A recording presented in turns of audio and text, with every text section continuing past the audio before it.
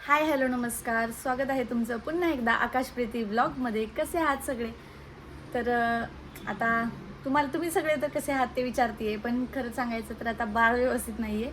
कारण त्याला आहे ना, रात्रीपासून त्याने अजिबात झोपू दिलेलं नाही आहे. तो इतका त्रास देत होता, म्हणजे तो प्रत्येक वेळेला 2-2 तासाला त्याला उठवावं लागतं, बळजबरीने आम्हाला उठवावं लागतं. पण आज आहे ना असं झालं होतं, म्हणजे काल रात्रीपासून की तो अजिबातच उठत नव्हता. मला माहीत नाही माझ्या खाण्यातून काय झालं की काय, मला समजलं नाही आहे काय होते नक्की. त्याच्या पोटात दुखतंय का त्याला फक्त त्या घामोळ्या आल्यात म्हणून त्याला त्रास होतोय ते समजत नाही आहे. आणि रात्रभरात त्यांनी खूप त्रास दिला आहे, खूप म्हणजे खूप त्रास दिला आहे. म्हणून मग आता म्हटलं जाऊ दे, जास्त अंगावर काढायचं नाही कुठली गोष्ट. त्यामुळे आमचं असं ठरलं की जाऊ दे, सकाळ सकाळ लगेच आपण दवाखान्यात जाऊया. सकाळी पप्पा नंबर लावून आले आणि आता आम्हाला पण आवरून वगैरे जरा मी चेंज करून जाणार आहे. तो झोपला आहे, आता उठेल थोड्या वेळात. मग त्याला फीड करून मग लगेचच दवाखान्यात जायचं आहे. आता माझा नाश्ता वगैरे झाला जस्ट, आणि सगळं करून म्हणलं एकदाचं दवाखान्यात त्याला दाखवून येऊया आणि मग बघूया काय होते ते. जसं आपण आजारी पडतो ना, खरंच काही वाटत नाही, पण ज्या वेळेला बाळ आजारी पडतं ना त्यावेळेला खरंच टेन्शन येतं. आणि त्याच्या बाबतीत असंच झालं की तो खूप शांत आहे, म्हणजे ना इतका शांत आहे ना की जास्त पण म्हणजे इतका पण नाही आहे. भूक लागल्यावरती खूप रडतो, शिसू केली तरी खूप रडतो. पण आहे ना, असं शांत जे बाळ असतं ना ते अचानक इतकं रडायला लागलं, इतकं तो नक्की होते त्यालाच आम्हाला समजत नाही. मला असं वाटतंय त्याला आहे ना कदाचित घामोळ्यामुळे आहे ना त्याला असं गरमीने असं कसं खाजवल्यासारखं होतं, तसं त्याला काहीतरी होत असणार आहे. पण म्हणले एकदा डॉक्टरांकडे जाऊया, बघूया काय होतंय ते. त्याच्या बाबतीत आम्हाला कुठलीच रिस्क घ्यायची नाही आहे. आणि रात्रभर मी सुद्धा झोपलेली नाही, माझ्या चेहऱ्यावरनं तुम्हाला दिसत असणार आहे. रात्रभर मम्मी मी दोघी पण जागी होतो. आणि म्हणजे त्याला कसं असतं की तो खेळत असला ना की त्याच्याकडे बघत राहायचं, पण तो आजारी असला की तो कंटिन्यू मांडीवर घेऊन बस म्हणत होता. आणि मग मम्मी अल्टरनेटली त्याला घेऊनच बसत होतो. त्यामुळे आमच्या दोघींच्या पण झोपा झालेल्या नाही आहेत. आणि सकाळच्या 6 वाजताच मी उठलेली आहे, म्हणजे शक्यतो रोजच उठते 5:30-6ला. तो उठतो त्यामुळे त्याच्यासोबत मला पण उठावं लागतं. आणि आज तर रात्रभर असा त्रास दिलेला आहे. त्यामुळे आता चला आधी दवाखान्यात जाऊन येते आणि मग तुमच्याशी बोलते. चला, झाला ना दवाखाना, चला घेऊ.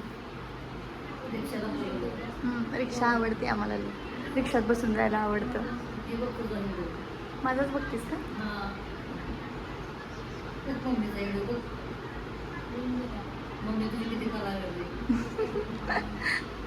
तो पण लय कलाकार आहे. थोडंसं नाटक करतो, दवाखान्यात घेऊन येतो. हॅलो पप्पा, आज मला खायला देत नाही.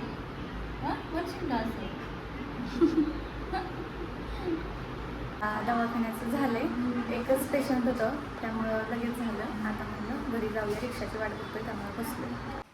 बराच वेळ झाला दवाखान्यातून येऊन, आणि आल्याच मम्मीला पण तिची कामं होती. आणि आता मी जेवण करते. मम्मीने मला इथं दिलं आहे पालकची गरगटा भाजी आणि भाकरी, आणि ही एक्स्ट्राची भाजी जर लागली तर लागतेच शक्यतो, कारण भाकरी चुरून खायला लागते ना, त्यामुळं एक्स्ट्राची लागतेच. आता त्याला काय झालं होतं थोडक्यात, मला तेच वाटत होतं जे मी तुम्हाला आधी सांगितलं. त्याला ना घामोळे आलेले आहेत ना पूर्ण चेहऱ्यावरती, आणि इथपर्यंत अशा आलेल्या आहेत, जास्त पूर्ण अंगावरती नाहीत आले. आणि त्याच्यामुळं ना त्याला गरमीचा त्रास होत होता, आणि म्हणजे गरमीने त्याला खाज वगैरे सुटत असणार आहे, त्याच्यामुळे त्याला त्याचा त्रास होत होता. तशी घामोळ्याची पावडर पण त्याची आहे, क्रीम पण आहे, पण त्याने पण त्याला फरक पडत नव्हता. आणि अधूनमधून आम्ही गार पाण्याने असं त्याला हे करत होतो, रुमालाने अंग पुसून घ्यायचो, तरी पण त्याला त्रास होत होता. अजून एक क्रीम दिली आहे डॉक्टरांनी, आता तीच यूज केली आहे त्याच्यावरती. आता बघू त्याने बरं वाटतंय का. 2-4 दिवस आता तो असाच त्रास देणार आहे. जास्त आम्ही घाबरून गेलो की त्याला नक्की काय झालं असणार आहे, पण नाही एवढं काय. आता आहे शांत, झोपलाय. तोपर्यंत मी जेवण करून घेते. कोण आलं रे पिलू? आत्तो आली परत. पिलू कोण आलं रे? आत्तो आली.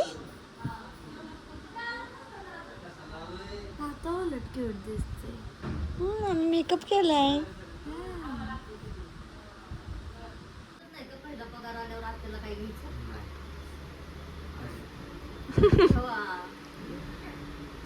नाही, आमच्याकडे अशी पद्धत आहे की आत्यानी भाच्याला घ्यायचं असतं.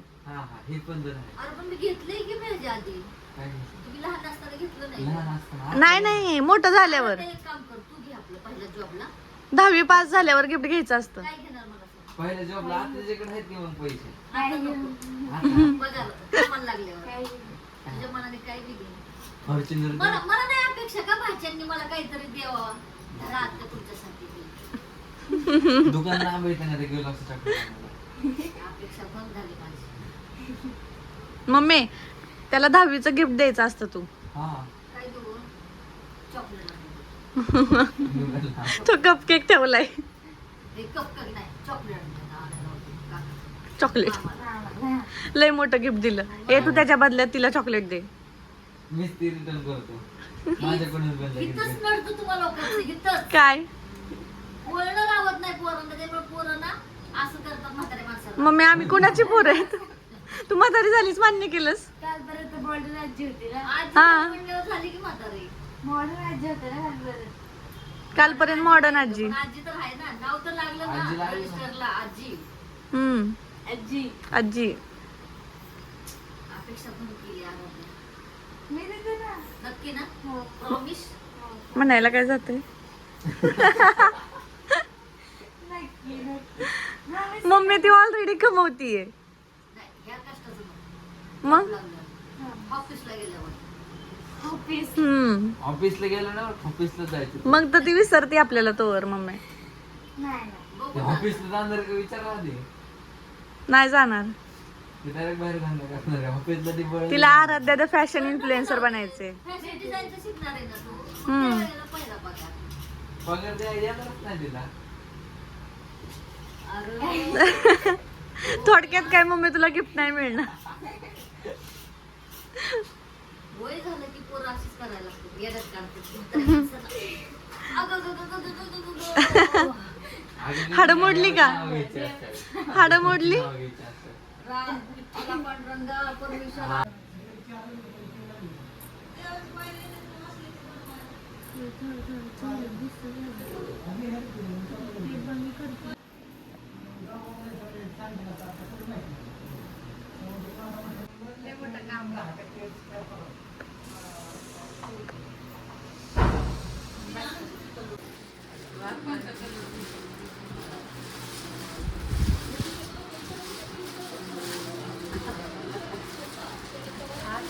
मला मित्र तुमच्या घरी येऊन देते का नाही तुला?